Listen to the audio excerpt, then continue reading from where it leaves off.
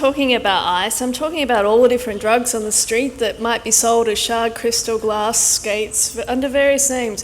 Now, I'm kind of assuming here that you don't have a lot of personal experience with this, but I'm sorry if you do and I'm boring you. But essentially, I want to make the point that these drugs have been around in Australia on the street for a while, and they come in different physical forms and under different street names. But they all contain the same molecule, which is methamphetamine. And this is a molecule or a drug that's got a really long and interesting history. I mean, it's actually a fairly contemporary thing that it's been illegal. It was discovered in Japan around about the turn of the century, early 1900s, and it was used heavily in World War II by the Japanese, but also by the Germans as Pervitin. And then the Americans started to understand why they were losing the war, and they started taking amphetamine. About the same time, the Germans worked out that maybe it wasn't such a great idea, and the English started winning the war. Anyway, so the point is here, it's got a long history. After the war, it got dumped onto the civilian market, and I find this quite amusing. You can actually see it on the Pan Am menu here. A Benzodrine inhaler, which you can see pictured here. Under service items, you could pick up a tube which contains cotton strips impregnated with amphetamine base oil, and you can sniff this, and it relieves the ills associated with the flight. It's a great decongestant. And then pharmaceutical companies went wild. They discovered it was mother's little helper. It was a great mood pick-me-up. But it was around this time, this was during the 1950s and 60s, where it became so popular that people worked out they could dismantle those little Benzodrine inhaler tins, and they would start eating the cotton strips. And that wasn't so good. And so what would be happening is the police would be picking up people who were behaving strangely, over-intoxicated, and in some cases a little bit psychotic. And at the time it was a very popular thing, it was profitable, so there was a lot of pushback saying, well, this is a safe drug, it's not really addictive, it's only a stimulant, as they did with nicotine. And if someone went mad on it, they said, well, they're probably mad beforehand. And to settle this argument, in the late 1960s, early 70s, there were a series of studies that experimentally produced psychosis. I'm showing you this one because it was done in Sydney at the Rozelle Hospital. And what David Bell did was he gave people high doses of methamphetamine intravenously and observed the symptoms that they exhibited, and then took the drug away and looked at how long it lasted. And this, together with the other experimental inductions, provided pretty compelling evidence that this drug was capable of precipitating a psychotic reaction. It's primarily paranoia, sometimes with hallucinations, and occasionally other symptoms. In this study, because he took the drug away, he found out most people recovered pretty quickly with a bit of sleep. Some of the symptoms were residual, but usually it went away. And also, in a couple of the patients, the symptoms came on within a day. So it's not to say that sleep deprivation doesn't contribute to this phenomenon, but rather that it's not a necessary thing to get the psychosis. It's quite a strong psychosis that comes on.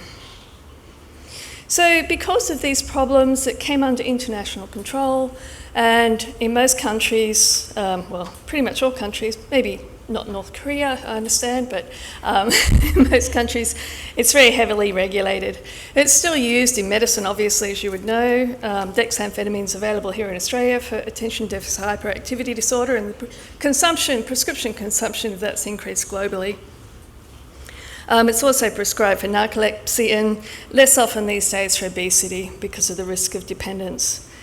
In the US, methamphetamine is also on prescription, but it isn't used as much, obviously, because it's got high dependence liability. And because of this prescription use, we have pretty good ideas, pretty good information on the side effects. You can see here, and if you're wondering what the eye is over there, that's just the dilated pupil that you get with stimulants. But you can see all the classic side effects of stimulant use that you would expect to see in someone who's intoxicated. And it also comes with some really strong warnings: tolerance and dependence, risk of cardiovascular problems, slows growth in kids, risk of seizures, and psychiatric effects. So these are all the types of things that we see play out in the illicit drug market. Now, naturally, because even though it's been regulated, people still like the effects of it, so there's still a lot of illicit drug use. Now, this is a clandestine laboratory in Australia. It's quite an old one. You can see the pseudoephedrine pills there, the red pills, which are now not so readily available in Australia for this reason. And when people made the drug in these backyard laboratories, it was pretty poor quality, and they wanted to stretch it out a long way. So your typical, what you would buy on the street was about 5% pure, mostly sugar, and people didn't get that high from it. Nonetheless, the doses that they took, this is very approximate. If you took speed, you'd probably be getting 2 to 3 times the prescribed dose.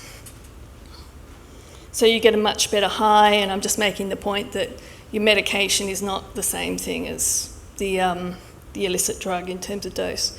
So that's what was happening in Australia. Now, the people over in Malaysia did it much better. This was seized in 2006.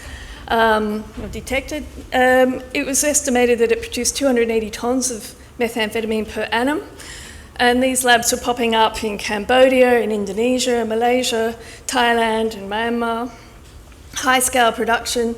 So for those of you familiar with chemistry, these are the reaction vessels, these are the chemicals, and this lab is set up to make methamphetamine. So you can imagine the output. Consequence, very good product, essentially pure, and this is actually a photo from one of the police laboratory in Victoria, seized in Victoria. So very, very clear crystals, effectively pure, and a much, much higher dose. And so what we've seen over the past decade or two is the influx of this from Southeast Asia into Australia. So it comes back to the dose issue that G brought up, that what we've seen here is an increase in the purity of methamphetamine in Australia because crystal meth is now the dominant form of meth that's available. The other thing that's really important in understanding the effect of these drugs is how they're taken, and this is often overlooked. I'm sorry, this is a really ghastly photo. I couldn't find a good one of someone swallowing speed. But basically, if you swallow speed, I mean, you're wasting a lot of money. You're losing half of it in your gut. And I'll show you a graph in a minute that'll show you how long it takes to get high if you notice that you get high at all. So people pretty quickly realise, well, you're better off snorting it. Now, it's very alkaline. If you've ever tried to put 2 grams of sugar up your nose, you can imagine how hard it is, let alone something that burns your sinuses, and very quickly you'll end up with ulcers. So people, if they're really serious about getting high, move to injection. Not a good story, and usually they develop tolerance very quickly. But the reason they do this is because, and I apologise for my inability to use technology to draw this graph. It's a bit play school. I gave up. So basically, this is your high. If you swallow it, about 40 minutes later, you go, oh yeah, feeling a bit better. It's quite good. But it's a pretty subtle effect. If you snort it, 10 or 15 minutes later, you're going to start to feel good, and you feel better than if you swallowed it. If you inject it, you get what's called a rush, and it's a pretty instant effect, and you get 100% bioavailability.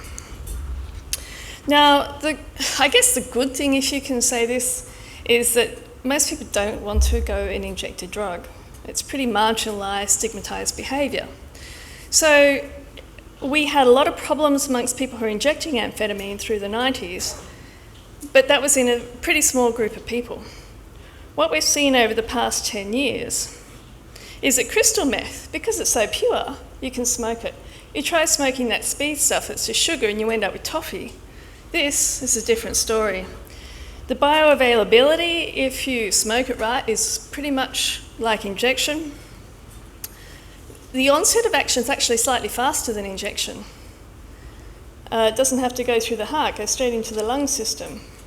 So people get very high from it. And this is a description of a young person, again coming back to the adolescence, of what it feels like. And eventually I had my first smoke and I was blown away. The euphoria I was feeling, feelings of well-being and just being invincible. And just this feeling of closeness to everyone and relating to people, talking, having fun, dancing. Just a deep appreciation of everything in life. What's not to like there? So this is a very Moorish drug for young people.